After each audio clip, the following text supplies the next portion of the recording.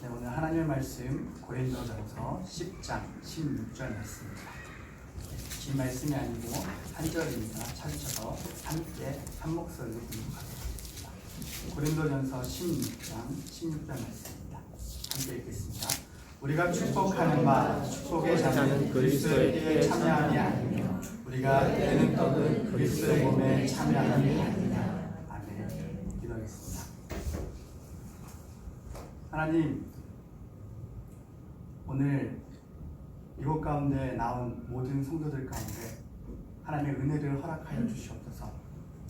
저희가 알고 있는 예수 그리스도, 과거에 알았던 예수 그리스도로 오늘을 살아가지 않게 하시고 오늘 만난 예수 그리스도로 오늘을 살아가게 해 주시옵소서.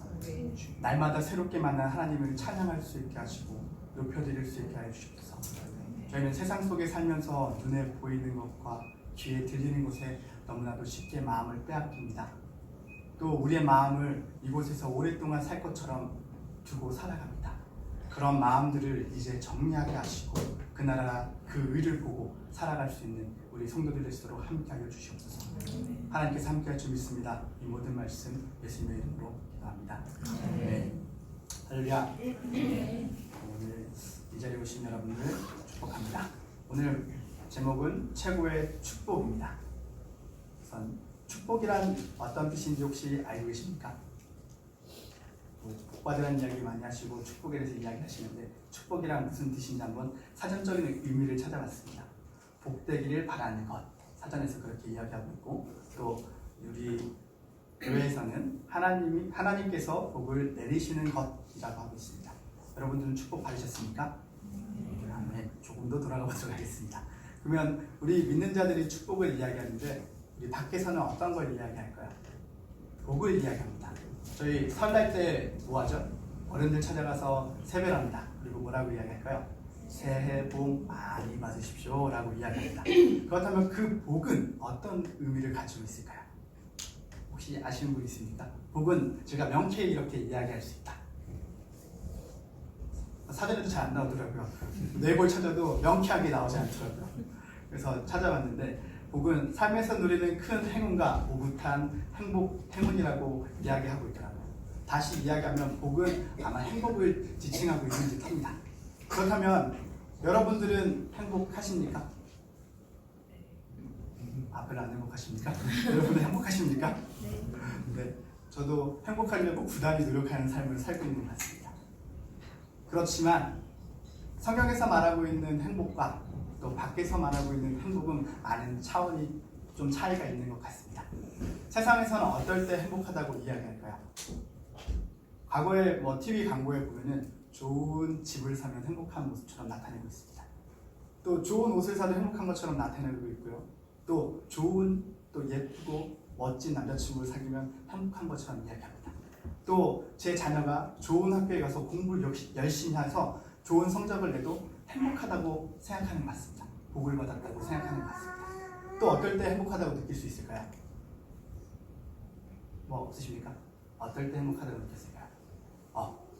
호주에 사는데 비자가 해결됐을 때 정말 행복할 것 같습니다. 행복했던 것 같습니다. 한 3주였지만 정말 행복했던 것 같습니다. 과거에 제가 차를 한 3번 정도 구입을 했습니다. 차를 새로 탄 건 4대 정도가 되는데 한 대는 아시는 분이 거저 주셔서 돈을 내지 않고 거저 탔던 차가 하나 있고요. 또 그 다음에 탔던 차가 캠리입니다. 오래된 캠리인데 30만 킬로를 탔던 캠리를 탔습니다. 처음에 탄 차가 스티브든 닛산에 나왔던 펄사르였는데 운전하기 쉽지 않았습니다. 잘 운전도 못하는데 시동을 한 수십 번 꺼먹으면서 그 차를 타기 시작했습니다. 근데 차가 없다가 차가 있는 것만으로도 행복했습니다. 그랬는데 경찰한테 잡혔어요. 제가 그린 피였는데 레드 피였는데 레드 피는 스틱을 타면 안 되더라고요. 따로 그 면허증을 따지 않는 한 그 매뉴얼을 타면 안 된다 해서 그 다음날 바로 차를 바꿨습니다. 차를 바꿨는데 그게 캠리입니다. 스틱이 아닌 그 오토로 이제 타고 그 전차는 에어컨이 나오지 않았습니다. 근데 이 차는 에어컨이 나왔습니다. 정말 행복했습니다.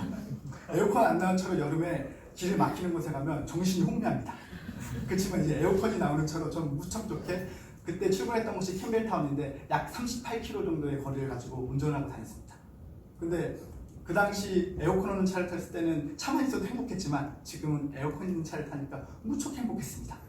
그러고 우리 캠리가 오래 타서 그리고 저희 자녀가 많이 생김으로 인해서 그 다음 차를 바꾸게 됐습니다. 그 다음 차는 남자들이 선호하는 SUV를 타게 됐습니다.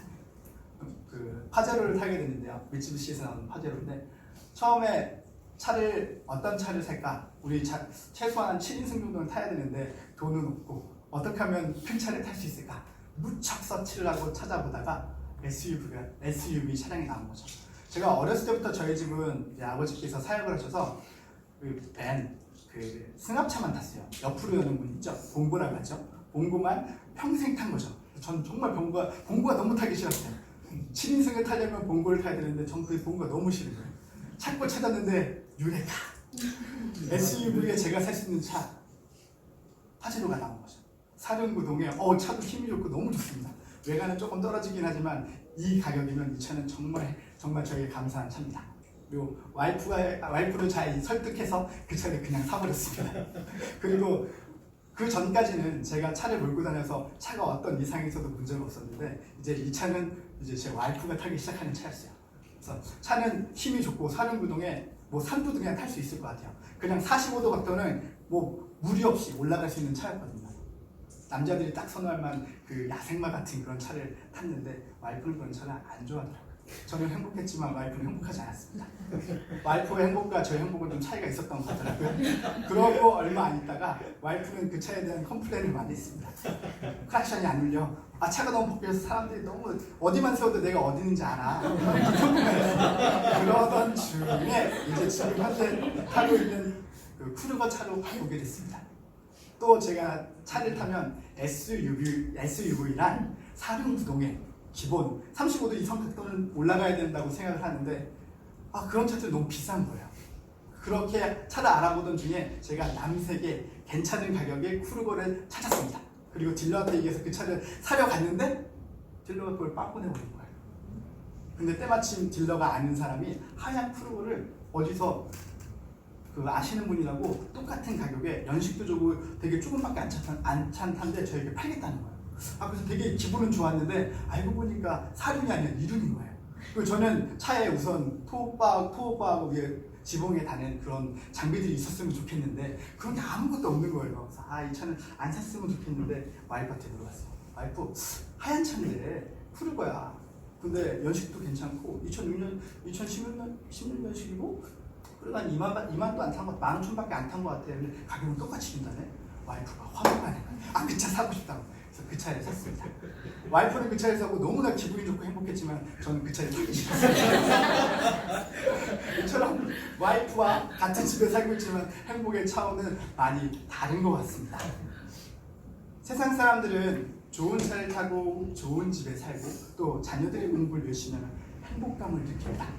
마찬가지로 저희도 그런 모든 일에 행복을 느낍니다. 그리고 그런 일이 일어나는 것이 축복이라고 간혹 착각할 때가 있습니다. 여러분들 축복 받으셨지 않습니까? 아멘?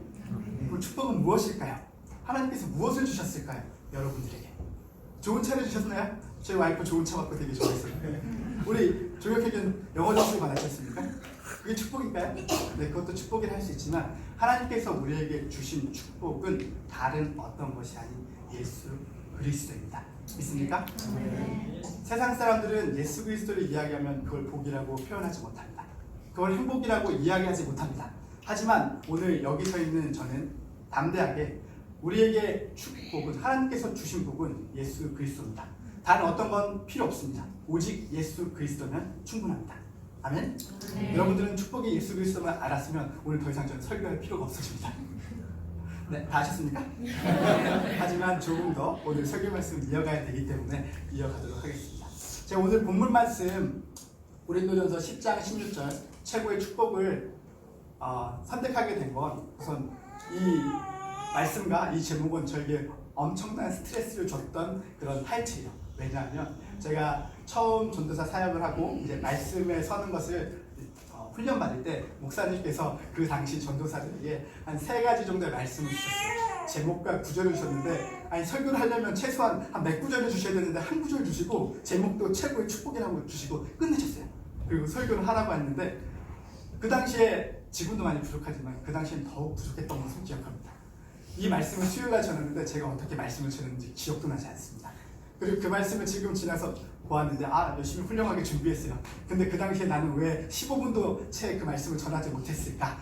그런 후회감이 남았고, 그리고 이 말씀을 조금 더 풍성하게 다시 한번 전해야 되겠다는 생각으로 오늘 이 말씀을 준비했습니다. 이 말씀을 준비하면서 제일 힘들었던 건, 여러분 고린도전서를 누가 썼는지 혹시 아십니까? 제가 쓰지는 않았습니다. 바울이 썼습니다. 에베소에서 바울이 고린도 교회에게 편지를 썼습니다. 처음 목사님께서 이 구절을 주시고 본문 말씀을 주셨을 때 전 무척 고민했습니다. 우선 목사님 들으시면 안 되는데 무서웠습니다. 어떻게 목사님의 커트라인을 넘어갈 수 있을까? 너무 두려웠습니다. 그래서 읽고 떨고 정말 표현이 100번 이상을 읽은 것 같습니다. 읽었다는 표현이 그렇게 많이 읽고 듣고 했습니다. 그런데도 모르겠습니다. 아니 그냥 최고의 축복이라고 써있는데 예수 그리스도가 축복인데 그걸 어떻게 15분까지 늘려가지고 복음을 전할 수 있는 거야? 말씀을 전할 수 있는 거야? 어떻게 들려야 되지? 앞으로 가서 앞에 구절을 읽어보고 끌어와야 되나? 뒤에 가서 끌어와야 되나? 아니면 예수 그리스도의 축복을 다른 구절에서 데리고 와서 이야기해야 되나? 무척 고민했어요. 그리고 주석도 찾아보고 또 다른 책들을 참고해봤는데 축복은 간단했어요. 예수 그리스도. 뭐 더 얘기할 게 있나요? 예수 그리스도는 끝나는데. 근데 최소 15분은 전해야 된다고 말씀하십니다. 15분에서 길면 20분, 30분 안으로 끝내야 한다고 이야기하셔서 이 말씀에 살을 붙이기 시작했습니다. 처음에는 고린도에 대한 소개를 시작했습니다. 여러분들 고린도가 어떤 곳인지 아십니까? 잘 모르시죠? 제가 그래서 준비했습니다. 지도 한번 띄워주시겠습니까? 네, 고린도 여기 보이시죠? 밑에 무슨 반도라고 써있죠? 보이시나요? 펠레폰네스 반도입니다. 여기 위에 보시게 되면 여기가 그리스인데 그리스에서 펠레폰네스 반도를 이어주는 중요한 요지에 고린도가 있습니다. 또 고린도 양쪽 옆에 뭐가 있을까요? 바다가 있습니다. 지중해가 있는데 오른쪽에는 그 지도를 조금 더 다음 지도 보여주시겠습니까? 좀 보게 되면 고린도가 저 위에 있습니다. 오른쪽 바다로 가게 되면은 아시아로 갈 수 있는 백길이 열려 있고요. 왼쪽으로 가게 되면 이탈리아로 써있죠. 당시 로마입니다. 고린도는 무역의 중요지라고 볼 수 있고 모든 길을 가는데 한 번씩은 거쳐가야 되는 중요한 여지라고 볼 수 있는 곳이죠. 그리고 고린도는 이런 그 배들과 위치적으로 좋았기 때문에 상업적으로 되게 발전이 되어 있었습니다. 그리고 이쪽에 사는 사람들이 해방 노예들이 많이 살게 됐고요. 지도는 이제 꺼주셔도 됩니다. 자꾸 시선이 들어가니까 꺼주십시오. 네. 그 해방 노예들이 있었고 퇴역한 군인들, 또 사업하시는 분들, 무역하시는 분들이 많이 있었습니다. 이 말은 곧 무슨 말을 의미할까요? 경제적으로 풍성했던 도시로 이야기합니다. 물질주의적 사치가 넘쳐나는 곳이 고린도였습니다. 또 그곳에는 물질주의뿐만 아니라 문제가 될 만한 것들이 있었습니다. 뭐가 있었을 것 같습니다. 딱 한번 나오죠. 한국에 보니까 갑자기 급 성장한 동네에는 꼭 쫓아가는 것들이 있더라고요. 도박하는 곳과 그 좋지 않은 곳들이 멈춰가서 그 땅을 흡수하는 그런 일들이 많이 일어나더라고요. 영화도 보고 여러 가지 것들을 보니까 그 고린도에는 그런 상업적인 도시 또 많이 발전하다 보니까 아프로디테 신전을 비롯한 많은 신전들이 있었습니다. 뭐 신전을 해서 한국에 가면은 절이나 천주교에서 사람들을 거룩하게 하고 조금 더 사랑의 성품을 사람답게 하는 그런 모습을 가르치는 것이 아니라 여기에서는 몸을 파는 신녀들이 있었습니다. 그로 통해서 이곳에는 관능적 생활 방식이 또 방탕을 즐기는 삶이 너무 이곳에 자리 잡혀 있는 곳이었습니다. 당시대 사람들이 고린도 사람 하면 방탕한 사람, 성적으로 좀 음란한 사람들을 뜻할 때 고린도 사람이라고 이야기를 했습니다. 지금 이야기한 건 고린도 지역에 대해서 이야기했습니다. 그렇지만 저는 오늘 고린도 지역에 대해서 이야기하려는 것이 아니라 바울 사도가 고린도 교회에게 편지를 썼기 때문에 지금부터 고린도 교회에 대해서 한번 보도록 하겠습니다. 고린도 교회는 우리 바울 사도님이 2차 선교여행 때 선교여행지에 중심적으로 있었던 곳입니다. 약 1년 6개월 정도를 사역했고 그곳에서 브리스길라와 아굴라를 만났습니다. 그리고 거기서 1년 6개월을 사역하신 후에 이제 에베소로 떠나고 이제 그 떠난 후에 그 고린도의 소식을 듣고 이제 바울 사도가 편지를 쓴 내용입니다. 처음에 이야기했지만 이 동네는 관능적인 삶을 사는 곳이고 물질적인 삶을 사는 곳이고 이곳에는 그 신전들이 많았기 때문에 성생활적이나 여러 가지 문제적인 것들이 많이 있었습니다. 다시 말하면 우상 숭배함이 너무나 자연스럽고 아무렇지 않았습니다. 신전들이 너무 많다 보니까 우상에 드린 음식들이 너무 많이 남아서 장에 와서 파는 일들이 수두룩했습니다. 장에서 파는 음식은 거의 많은 부분들이 우상에 드렸던 음식이었습니다. 당시 때 이런 문제로 아마도 사도 바울은 많이 가르쳤을 것 같아요. 그리고 여러 가지 환경적인 문제로 사도 바울은 많이 이야기했을 것 같습니다. 그리고 사도 바울은 그 성도들에게 1년 6개월이시면서 꼭 잊지 않고 복에 대해서 이야기했을 겁니다. 예수 그리스도, 하나님께서 주시는 축복은 예수 그리스도다 라고 이야기를 했을 겁니다.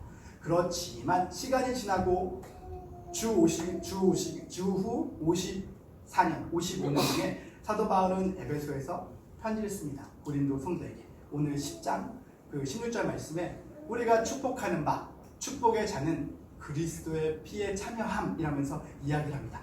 왜 굳이 또 이야기했을까요? 고린도 교인들이 그걸 몰라서 이야기했을까요? 축복을 몰라서 다시 한번 이야기해 주려고 했을까요? 새로운 신자들이 많이 일어나서 그 사람들이 다시 알려주려고 편지를 썼을까요? 아마 아닐 겁니다. 여러분도 이야기했죠?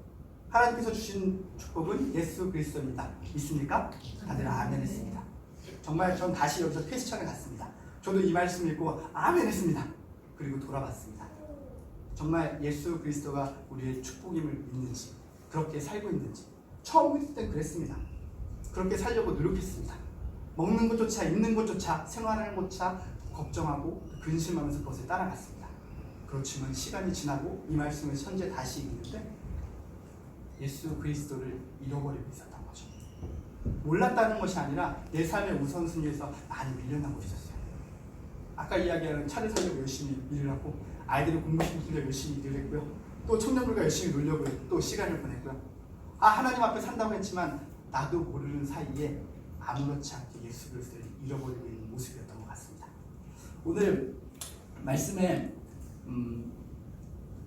이해를 위해서 고린도전서 10장 1절부터 그 13절 앞절까지 읽거든요. 이건 말씀을 찾지 않으셔도 됩니다. 제가 간략하게 쭉 읽도록 하겠습니다. 먼저는 사도 바울이 10장을 통해서 이스라엘 백성들에게 이야기합니다. 아니, 이스라엘 백성이 아니라 고린도 교인들에게 이야기합니다. 뭐라고 이야기하냐면 우리 조상들이 다 구름 안에 있었고 하며 이야기합니다.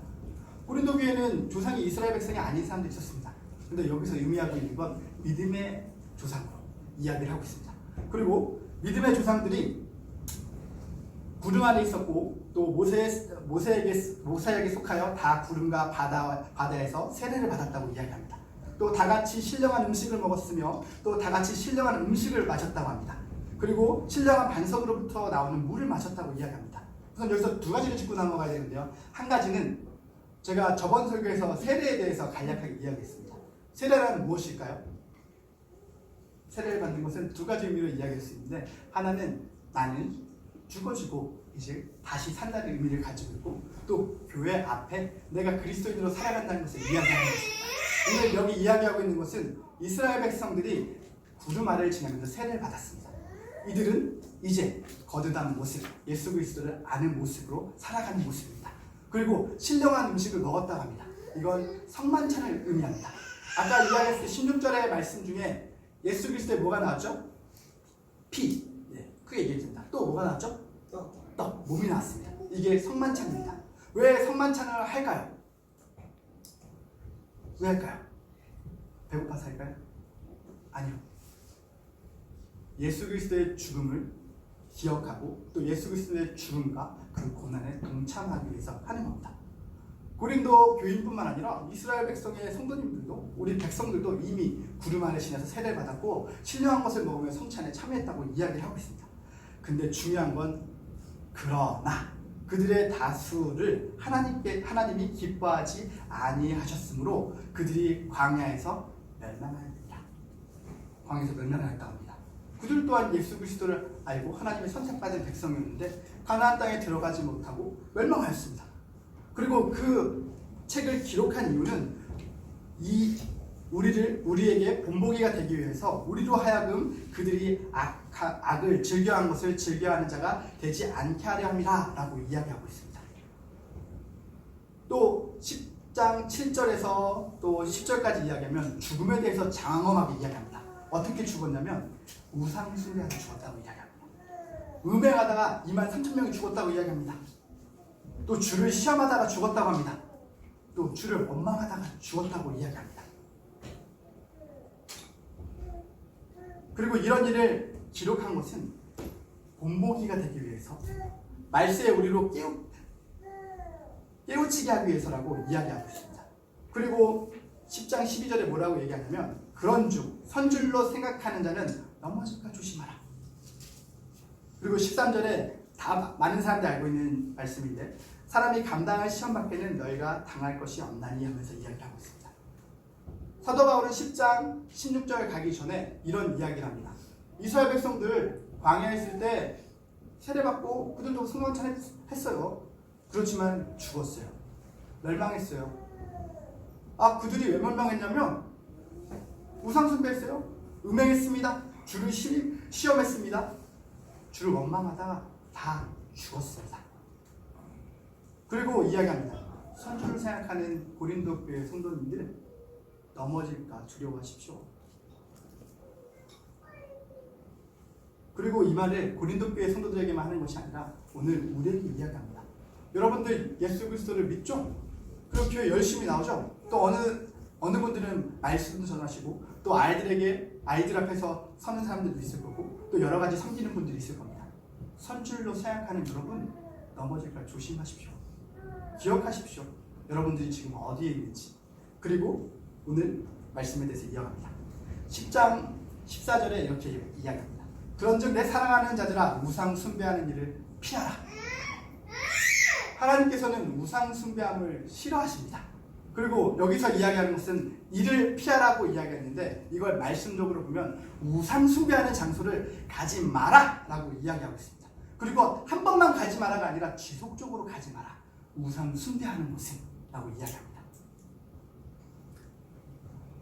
그리고 15절에서 나는 지혜 있는 자들에게 말함과 같이 하노니 너희는 내가 이르는 말을 스스로 판단하라 라고 이야기합니다.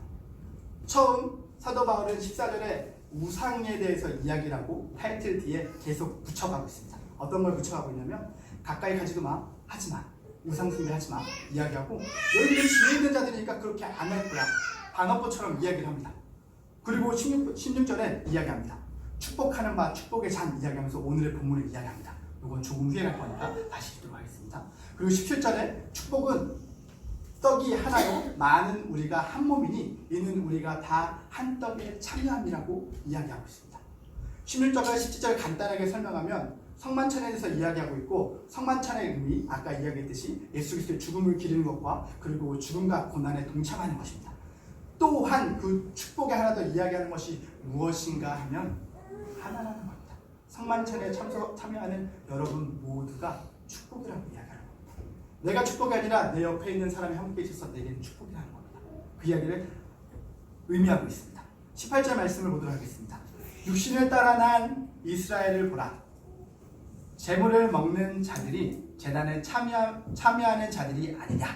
여기서 육신을 따라 난 이스라엘, 여기서 이야기하는 건 역사적인 이스라엘을 표현하고 있지만 또 암목적으로는 영적인 이스라엘, 현재 예수 그리스도를 믿는 성도들이라고 이야기합니다. 그리고 이야기합니다. 재물을 먹는 자들이 제단에 참여한 자들이 아니냐라고 이야기하는 것은 그냥 읽으면 무슨 말인지 이해가 안 됩니다.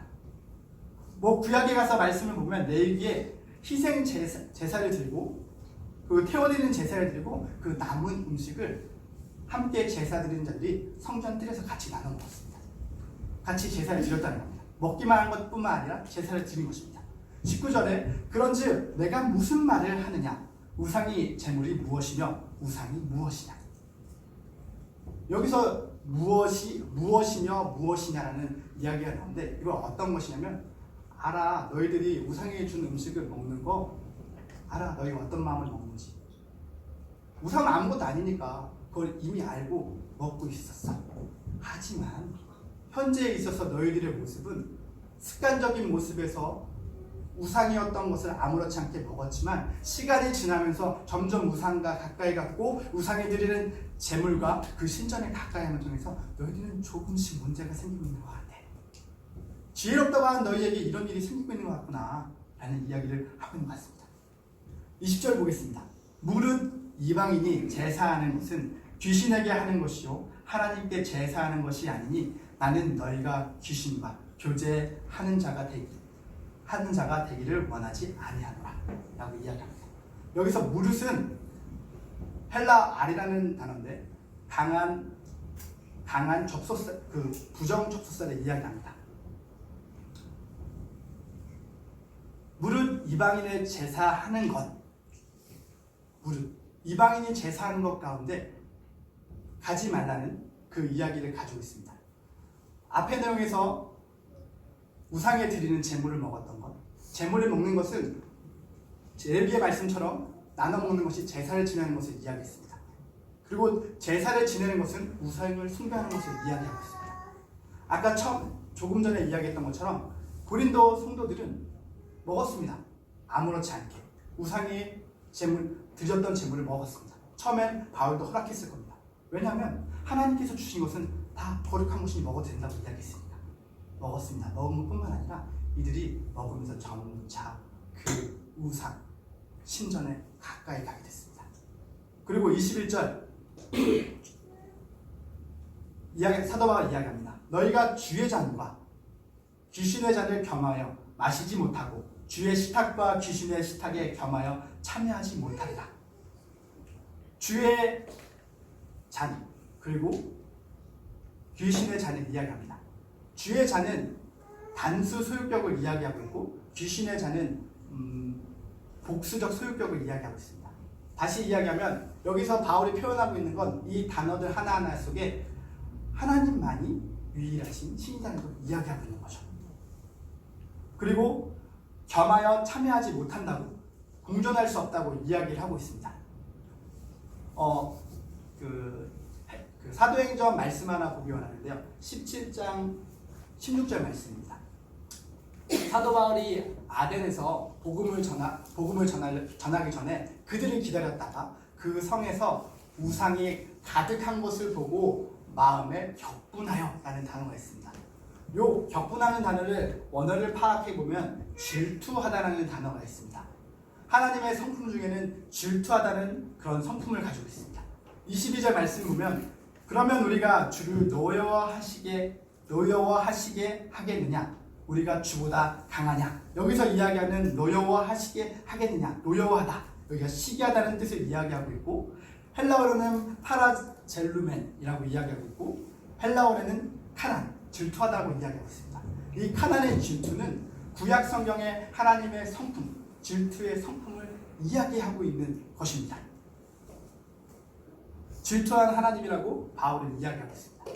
오늘 고린도전서 이 말씀을 통해서 사도 바울은 이야기하고 있습니다.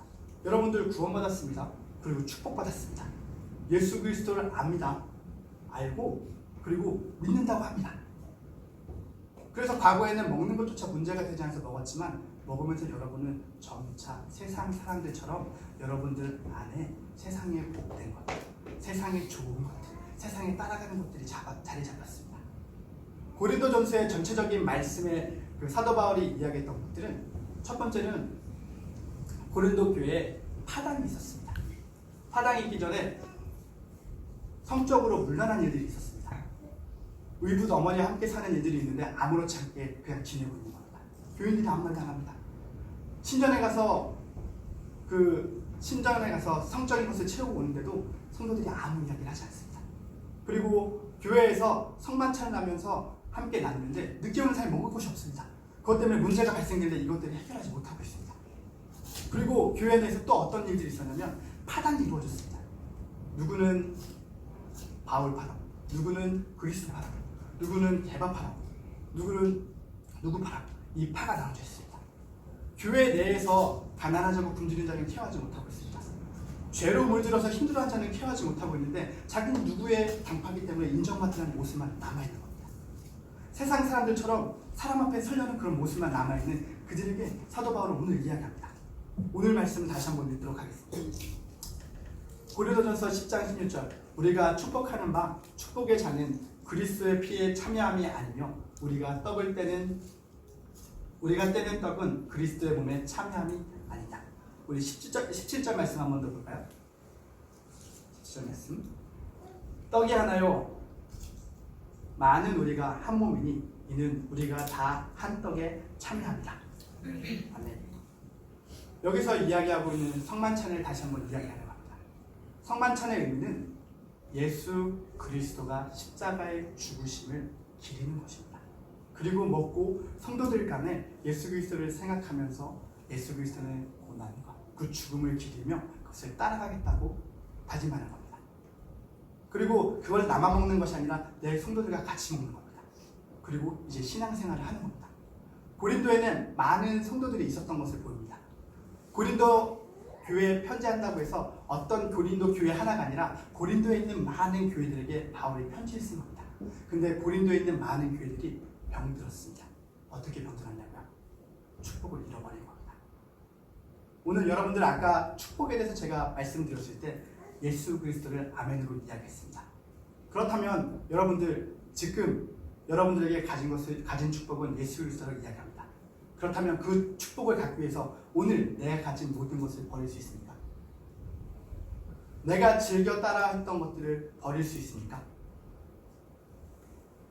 사도 바울은 고린도전서를 통해서 고린도 교회에게 이야기합니다. 여러분의 모습 가운데 축복은 잃어버리고 있고 점차 세상 사람들처럼 평안하려고 하고 행복하려고 하는 그 모습 가운데 이야기합니다. 근데 이걸 고린도 교회 성도들에게 이야기하는 것이 아니라 오늘 여기 머리를 숙이고 있는 이 말씀을 듣고 있는 우리 그리스도 교회 성도들에게 이야기합니다. 여러분들이 따르고 있는 행복, 세상의 평안, 자녀가 잘 되는 것, 내 직장에서 잘 되는 것, 이 세상에서 인정받고 잘 사는 것들 다시 한번 돌아봐야 되는 거 아닙니까? 여러분들이 함께하는 이 교회 가운데 누구는 힘들어하고 있고 누구는 굶주려하고 있고 누구는 죄에 빠져하고 있는데 여러분 그거 간과하고 있지 않습니까? 나만 살려고 하고 있지 않습니까? 얼마 전에 코로나 바이러스로 이제 여러 가지 이슈된 사안이 있었습니다. 저희 집도 그것 때문에 이슈가 있었는데 이제 학교를 개강하는 날이었고 저희 아이들이 이제 학교 가는 걸 해서 그 학교 가는 다음 날을 기다리고 있는데 둘째 아이가 저녁에 울기 시작했어요. 근데 그걸 셋째 아이가 와가지고 찾아서 이야기를 하는 거예요. 아빠, 둘째 언니가 울어요. 주은이 언니가 울어요. 왜?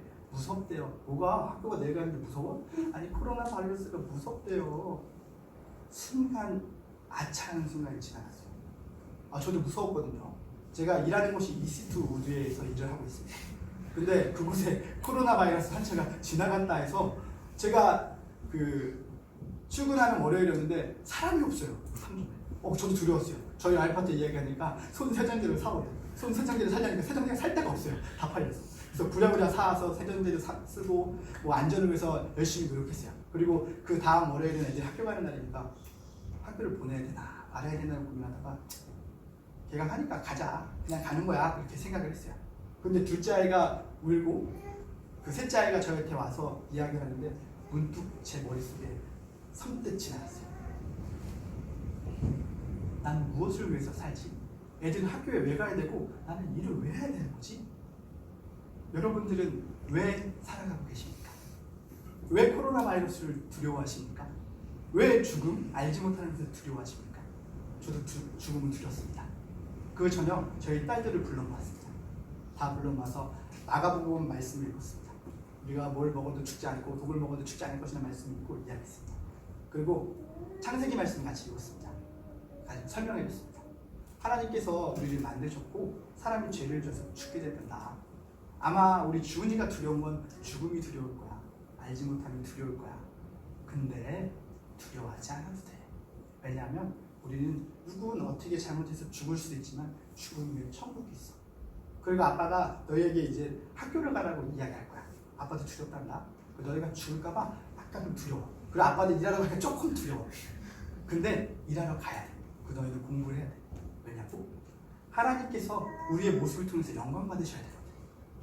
학생인 너희는 하나님께서 영광 받으신 일은 학교에 가서 공부하는 거야. 건강이 좀 문제가 생겨서 학교에서 오지 말라면 안 갈 수도 있지만 지금 오늘 학교 가는 건 맞다고 생각하는 건 너희는 학생이고 너희 학생의 모습을 통해서 하나님께서 영광 받으시기 때문에 너희는 학교에 가야 한다. 그래서 죽게 된다면 아빠가 너무 가슴이 아프겠지만 그래도 하나님께 감사해 줄게. 감사할게. 그리고 아빠도 열심히 일할 거야. 아빠의 본분은 열심히 일해서 너희들이 먹여 살리고 또 아빠의 일을 해야 되니까. 그러다가 코로나 바이러스에 걸려서 죽게 된다면 그것도 하나님께서 영광을 받으실 거야. 우리는 그 면류관을 받는 거야. 그리고 엄마 집에서 집안일 하는 거 우리를 헬프해 주는 거 그 일을 하다가 죽게 된다면 그것도 하나님께서 기뻐하실 거야. 그게 축복이야. 오늘 고린도전서 뒤 말씀을 보게 되면은 그런 말씀이 나옵니다.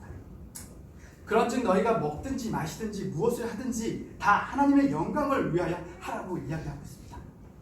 고린도 학교의 많은 성도들은 하나님의 영광을 잃어버린 듯합니다. 배불려 먹기 위해서 살았고요. 하나님의 말씀을 알고 있었고 예수 그리스도를 알고 있었는데 점차 그것들이 잊혀져 가고 있었던 것 같습니다. 마치 저의 모습처럼.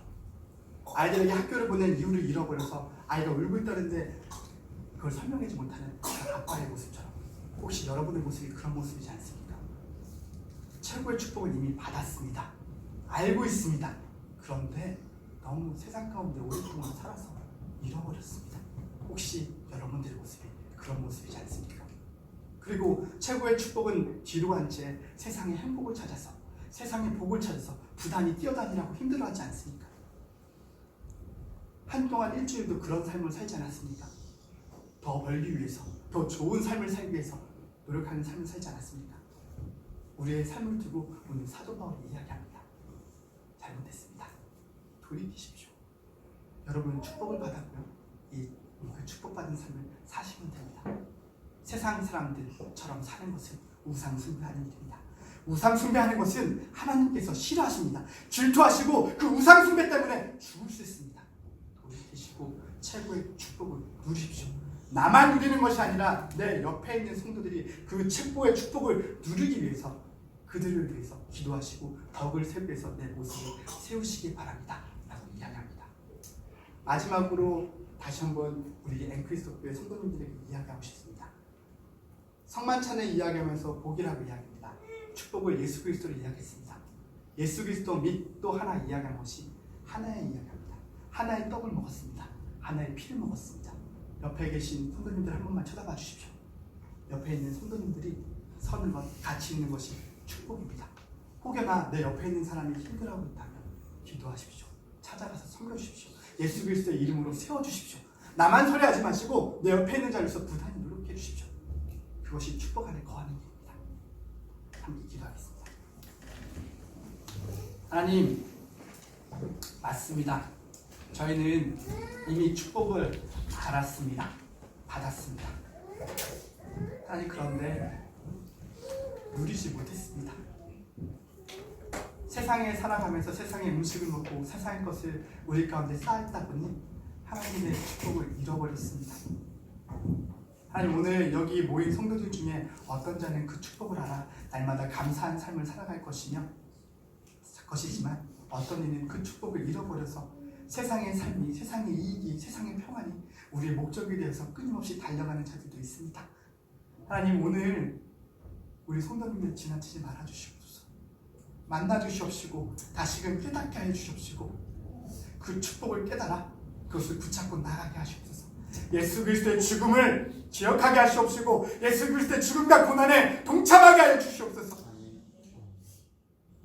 또한 내 형제가 쓰러져 있다면, 내 형제가 힘들어하고 있다면 그 형제를 위해서 그 형제의 고난에 함께 동참할 수 있게 하시옵소서. 그리고 기도할 수 있게 하시옵소서.